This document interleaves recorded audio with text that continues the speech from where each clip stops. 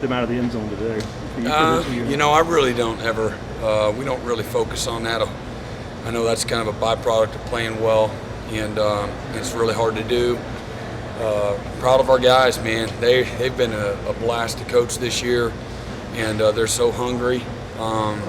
Take a lot of pride in the standard that we've set here, and again, with the exception of the one drive, man, we're just in complete control from the onset, and had a great week of preparation, and just we're ready to play. And that's, as we all know, it's hard to do consistently over time, and they just great focus, and played with great toughness, a lot of passion, and just it was enjoyable to watch them have fun, and that's what it looks like.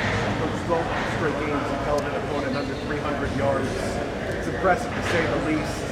When you think of what it takes, to make this group there, you said they're hungry as ever. What's it look like to realize that the totality of the season you've never had a team that puts 300? Yeah, so obviously that's hard to do, and again you quantify playing well by how they're playing, and then statistically it's backed up, and that's what I've always, as a coach, have hung my hat on and take the most pride in when it happens is the consistency and the best players, the best units, the best teams. And probably the hardest thing to do is to be and play at a real high level consistently. And you're dealing with young people, you're dealing in competitive sports. It's very difficult. So that's reflective of the kind of season that we're having.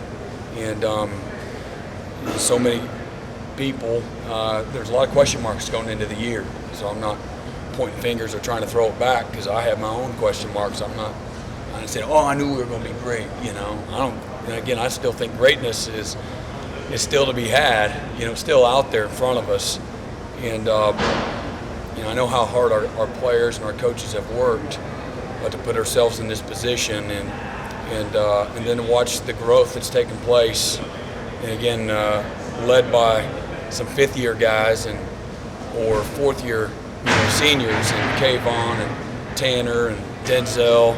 Denzel didn't have anywhere to go, coming out of high school, and really cool to see him. He's he's not a starter, but he's a great contributor and a huge part of our success. And to see him bring the juice and the energy and the positivity, the cohesion, he brings a lot to our chemistry, as well as those other guys. And Chad Smith, as our other guy. That again could have moved on, but promotes that, it seems, and I love seeing a guy stick with it, and to just enjoy the fruits of kind of being great at his role, and then when opportunity presents itself.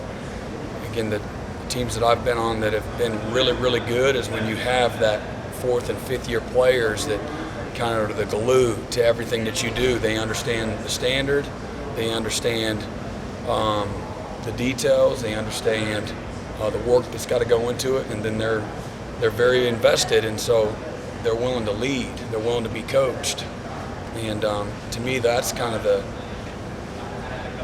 key to this year's group. Again, the chemistry and the cohesion are something that's very hard to coach. You could try to nurture it and nourish it,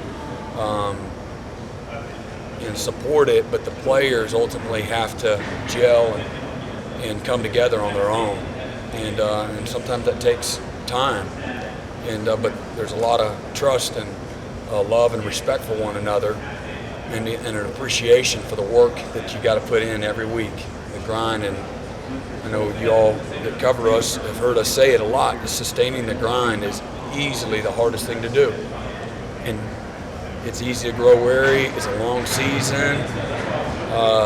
There's a lot of things that you say as a coach week in and week out, and the players choose on whether or not it falls on deaf ears. And, coach, you're just saying that, And so I just have a great appreciation for our players and coaches showing up.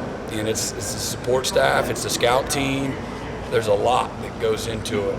And because there's one body, many parts, and it couldn't be more truer than that what you're seeing out there right now for us as a football team, not just as a defense. That PBU by Mike Jones to get the turnover on downs. How good to see those backups come in and keep them off the scoreboard? Oh, it was great. And Mike works really hard. I coach Mike really, really hard, and because I know what's in the future. And he's a talented young guy that has a chance to be a really good player. And I coach him hard. And so to see him get out there and make a really good play against one of their best players. He looks over the sideline. What do I do? I'm like, you've been in this moment in practice a million times. So he has some communication and things like that, and to see him make a play, I'll do a lot for him.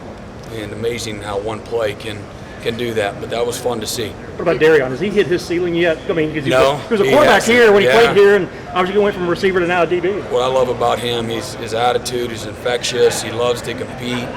He's got DB DNA all over him, and he's got great toughness, very competitive, loves to be coached, has tremendous pride, and not even close to what he's going to be.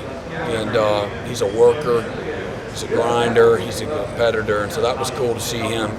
As we all know, this Palmetto Bowl, it's a big deal. For these local guys, it's a really big deal. And so that was a huge play in the game. And to me, kind of put them on their heels a little bit. And, great for DK. You guys are consistently generating turnovers, takeaways this year. Is this the best group you think you've had? It's really, really good. And I hate putting the best until we're done.